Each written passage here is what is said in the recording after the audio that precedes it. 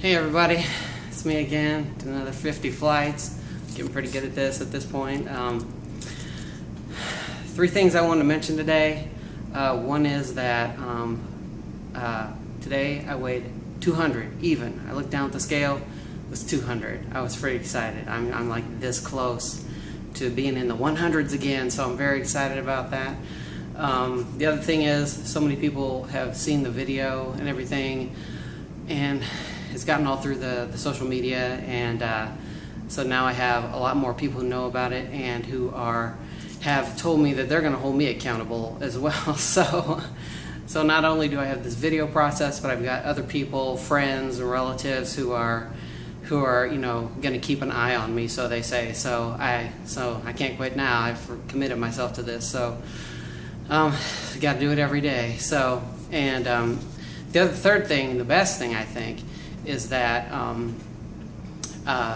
one of my sisters saw my video, saw E.T.'s video, and she was inspired by it, and so she has decided that she's going to take the challenge and going to do what she can to improve her L2, and she's facing the same, genetic concerns that I am, some of the same lifestyle concerns and all that stuff. So I'm very, very, very excited that she's doing that, and I felt great about that. And so if you're watching this, I'm glad you're doing it. The other things is some people have asked me, like, how did I get started doing this? And it kind of started a couple years ago when I decided I was going to do the mini marathon, which is half marathon, 13.1 miles, that is run here in Indianapolis around the Memorial Day when the Indy 500 is run, the race. And so what you do is you run and you get to go around the racetrack, which is kind of cool. Well, I started to train for that, and I wanted to run it like everybody. And I found that I couldn't really run more than a mile without being just completely exhausted, which I didn't understand because I didn't consider myself to be, that far out of shape. But what I discover now is that because of my diet, I had such levels of inflammation in my body that I had issues with joints, my muscles cramping, because I was so inflamed by some of the foods I was eating, mostly the dairy and the grains, that my body has a strong reaction to those things. And I was so inflamed that I couldn't even breathe very well. My lung capacity was diminished because I couldn't fill my lungs, and because I couldn't breathe over the time when I would run and I would try to get breath, the oxygen level in my blood was going lower and lower, so my heart had to pump harder and harder to get the same amount of oxygen to my body. And eventually I would just get so dizzy, like my heart rate would just be off the charts, and I just had to stop. I mean, it was too much. So shortly after that, I decided what I really wanted to do was climb.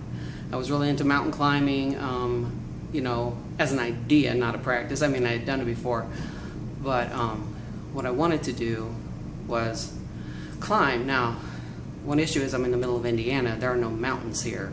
I mean, there are hills. There are some hills in southern Indiana that maybe you can walk on, and they can give you a good workout. But there's really not mountain climbing like what I wanted. And so I talked to my friend Reese, and we were talking about, well, we'll go to Colorado, we'll do some mountain climbing and all this stuff, and that never quite materialized. And so one day it just dawned on me that every day for the past 10 years, I've been coming to this building every day, Monday through Friday. I have access to the tallest structure in my state, and why am I not taking advantage of that? So I started doing the stairs, and that's kind of where it all started. But really what I learned out of that is what you have to do is you have to find the advantage in whatever your situation is. I couldn't run, so I found something else to do. And you gotta look around, because whatever your situation is, there is always an advantage in your situation. No matter how bad you think it is, there's some positive aspect to it. You just gotta like rethink it and decide. Figure out, what advantage do I have? Don't look at it like, take any negative situation you're in or whatever. If you feel like, well, I have to work in an office building and I don't get to go outside, do like I did. Walk up the stairs, anything in your situation, maybe you say, well, man, I don't have a car. Well, you have a bike. Maybe you can ride your bike. Maybe you live near a park. Maybe you can walk your neighborhood. In any life situation that you have, you really have to look for the opportunity. There's some opportunity in your life. If you look at it the right way, you'll find it. And, things like, you may say, well, I'm single and I don't like that. Well, look at what advantage do you have being a single person that a married person doesn't have? And vice versa, what advantage do you have as a married person that a single person doesn't have? And that's always the key. Leverage whatever opportunity that you have and make the most of it, because sometimes things you think are negative aren't really negative. So, sorry, I got,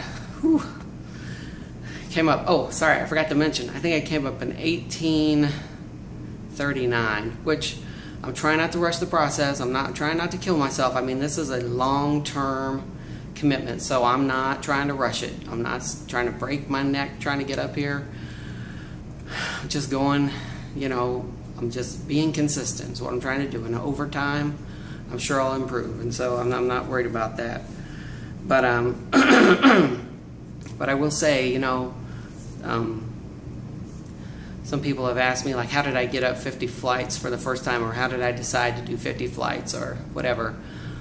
And, the first time I walked up, after I changed my diet, I just walked as far as I could, and I got up 35 flights, and I was really happy with that. And then, when the stairs were out one day, I had to stop at 25, and so I had to go back down and walk again. I wasn't going to let it stop me. So I said, well, okay, so that ended up being about 46 flights. And so then it came to the point where I was like, well, maybe I'll do 40 something, Now, honestly, I didn't even know how many floors there were in this building. I knew there was 40 something. I didn't know. And so I decided, well, I'm just gonna go up. And as I went up, and when I got into the 40s, and I wanted to stop, it got really hard, and I wanted to stop, and I kept thinking in my mind, I kept remembering a quote that E.T. said, which was,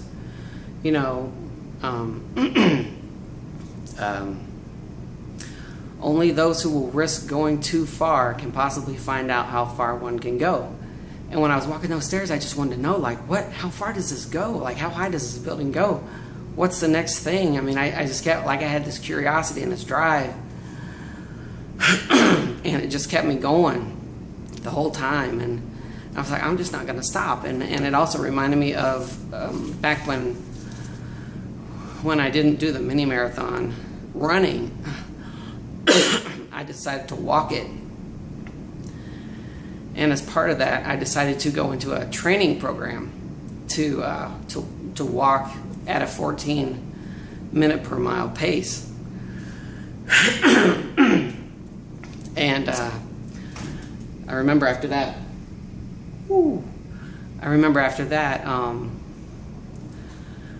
I got in this training program, and we were walking 14-minute mile, which is pretty fast. And we were on the Butler University campus, and it was a group of us, and it's cold outside, and I'm walking, and it's painful, and it's cold, and I didn't like it. And I remember after 3 or 4 miles of doing that, walking at high speed, I was like, this is stupid. I'm dumb. I can't run it. I gotta walk it, and now I gotta walk it, and walking is crappy. And I remember thinking in my mind, at that moment, I was like, I'm just not going to do this. I mean, it's dumb. Who walks 13 miles? That's just dumb, And I was like, this is just stupid. I'm going to quit.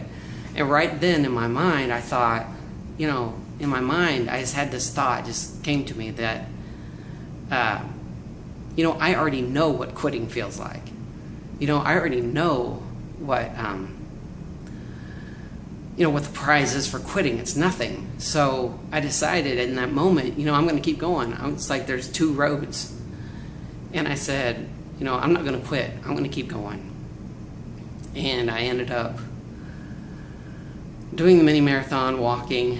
I think I ended up doing twice. And the first time I ended up with a speed of under 14 minutes a mile. So, that's the thing. When things get hard, you just got to keep going. You'll never know if you could have made it if you quit. So, as hard as things get, just pull out that extra strength and just keep going, because you already know. You already know what quitting looks like. You already know the price for quitting, which is nothing. Is lifelong just regret. So you don't want to have regrets in life. So I challenge you to just whatever you're doing to make positive changes, just keep going. Just think of people who inspire you. Think of quotes that inspire you, music that inspires you, anything, and just keep on going and keep on doing it. And like I said, runners run in circles, but I climb to the top. Keep on climbing, and I'll see you next time.